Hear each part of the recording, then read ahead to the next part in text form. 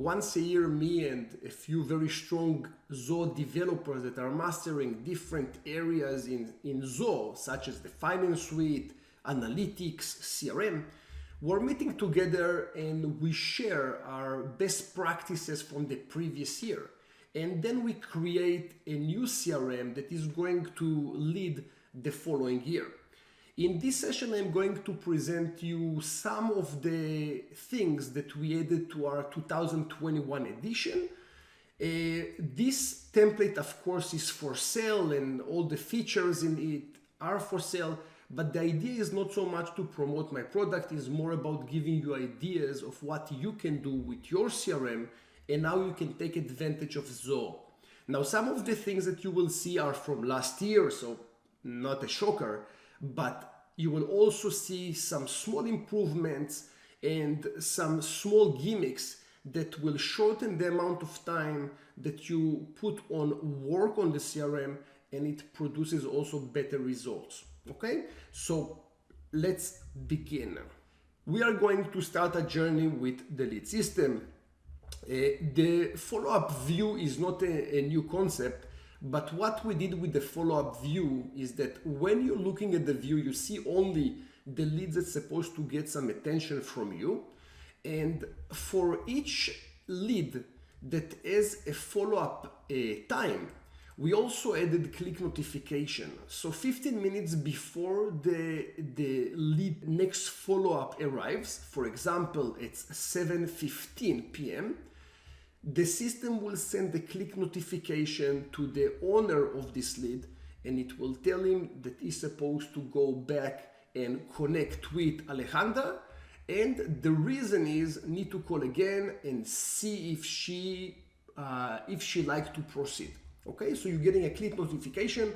I really like it because click notification comes automatically to your CRM, so it's very convenient, and it's also going to your mobile phone in case that you're not in front of your computer.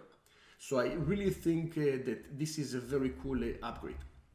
One more thing that I like a lot is that the default field name is company, and it's very difficult for me with new clients because I need to explain to them that the company field that is here is really an account, because after conversion the company becomes an account, and then people don't really understand why you have company and account.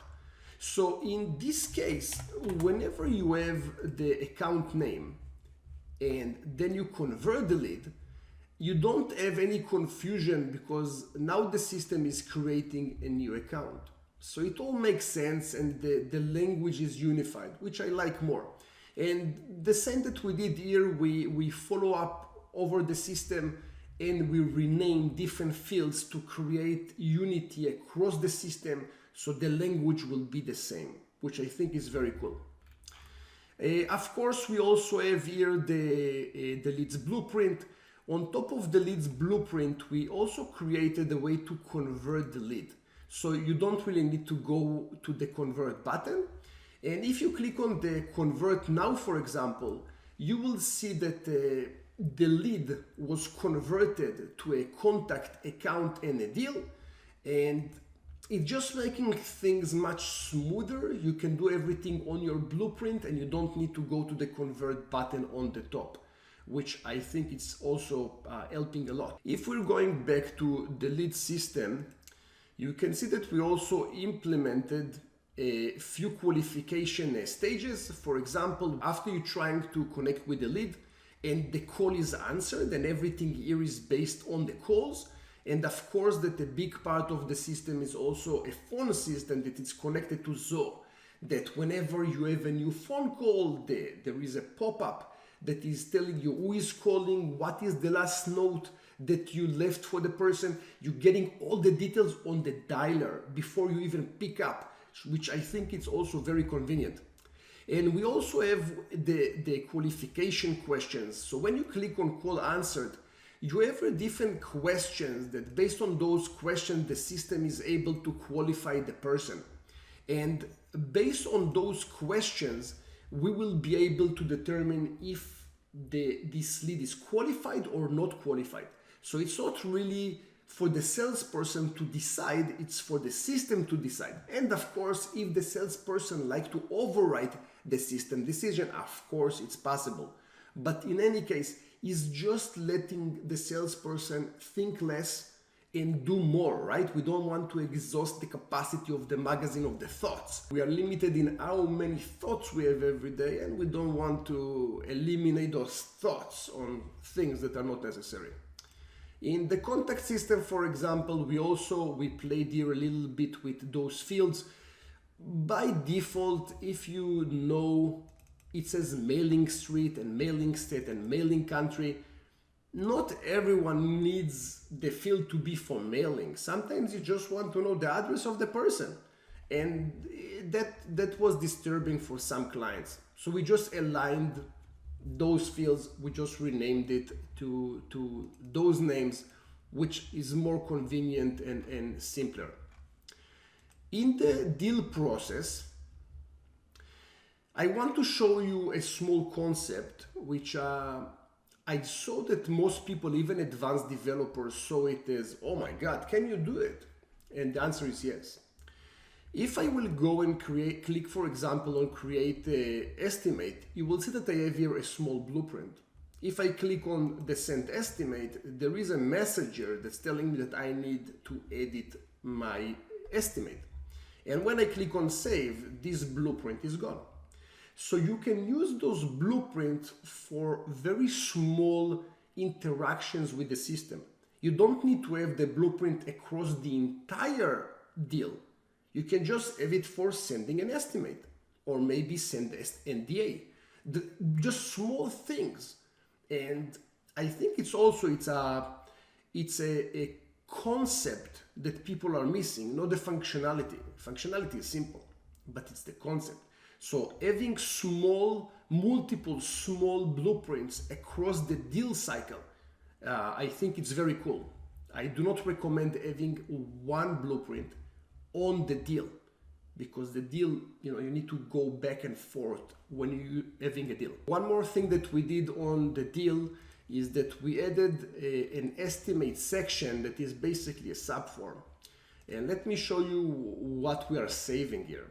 So if right now I want to create some kind of an estimate, I need to go to the Zoho Finance, I need to click on new estimate, I need to start filling the entire estimate, right? So all that takes time. If I will go back and let's edit, I will just go here, I will select the gold package with quantity of 3, and it's automatically loading the description and the price of the package. And I will also get, let's say, 1 of the silver package. Then I click on save. And of course, right now I can produce an estimate, but I created a button that will let the salesperson control whenever he wants to send the estimate. So you click on estimate, and then the system is creating the estimate for you. So if you go now to the Zoho Finance section, you will see, let me just refresh it, you will see that the new estimate is being created automatically for you from this small subform, which I think it's saving lots and lots of time. You see, so you have here an estimate that was created. We also created a reference number that is linking this ID, the deal ID, to the estimate in case that one day something is wrong, you lost something, the integration is not working, so we still have a way to connect between those details. And whenever you click on it, you can convert the estimate to an invoice, you can send the estimate to your client. You have lots of abilities here, which it just saves time, and most of all also save mistakes. Now, what I also like about it, when you go to your Zoho Finance, you do not see all the details of this estimate. While when I go to my subform, I see inside the deal all the details of the estimate, which makes it also very convenient. Now, one more thing, let's say that I went now and I upgraded this deal because now the client wants to have 10 packages. Then I can click on create an estimate, and then there will be another estimate. You can see that I have here two estimates, and I can choose that this estimate will be converted to an invoice while the other estimate will stay as draft. And now I have some kind of follow-up of what I did with each one of the estimates. So you can have some kind of a journey, okay? One was invoiced and one is draft. So you know exactly the cycle of the estimate that were sent. We also figured out that lots of people need to send some forms for signature along the way. Therefore, we created send NDA button. When you just click this button, the NDA is being sent. That's it. It's very cool. And you can do it with agreements, even with long agreements. It doesn't really matter. We can automate it, and we can have here multiple buttons. The same way, by the way, we can also automate sending documents for signature using buttons. So when you click, you will have different forms being sent. And we also have one more cool thing that we did. Imagine that you have here a select box, and the select box will have all the Zoho sign templates that you have. So sometimes you have 20 of them.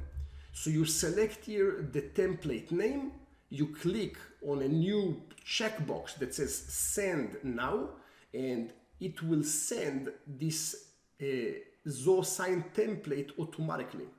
So we have lots of cool ways to integrate with Zoho sign. The last thing that I want to show you, it's what Luis, Alejandra, and Paulina, which they are Zoho analytics professionals that we refer jobs to them. They created something very interesting. Now I know that you look at it and you say, okay, it's just an analytics. What's so sophisticated here? But I can tell you that it's very sophisticated. There is a problem with Zoho that you cannot really track properly leads.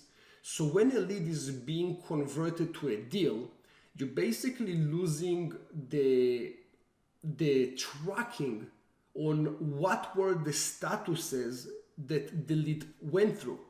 So if you look here, for example, you can see the interactions that I had with leads, even if those leads were converted, which is not something that you can get as out of the box with Zoho. In order to achieve that, there are some scripts and some functionality that needs to be done to achieve it.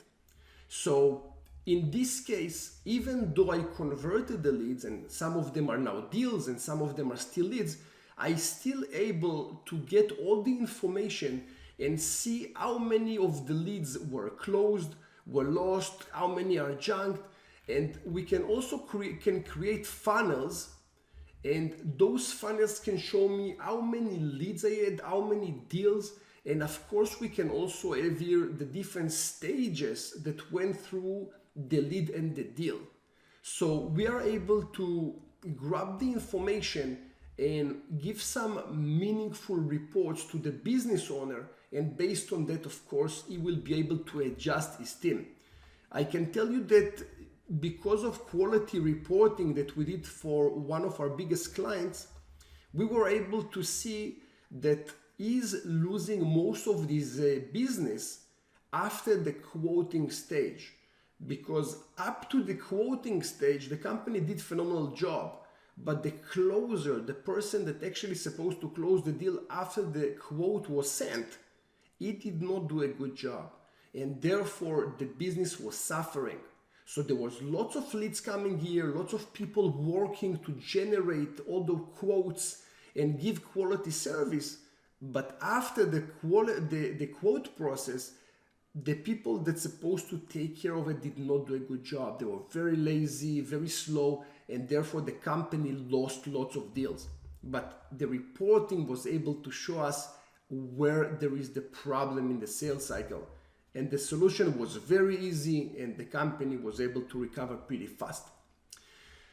So that's it. This is what I wanted to show you. It's just few small things that we did on this year edition. I hope that you will be able to take some ideas from it.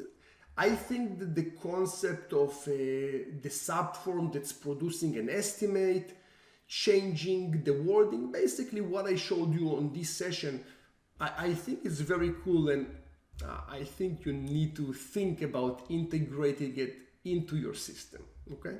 So thank you very much for watching this session. If you liked it, thumbs up is always appreciated. I hope you enjoyed. Have a beautiful week. Bye-bye.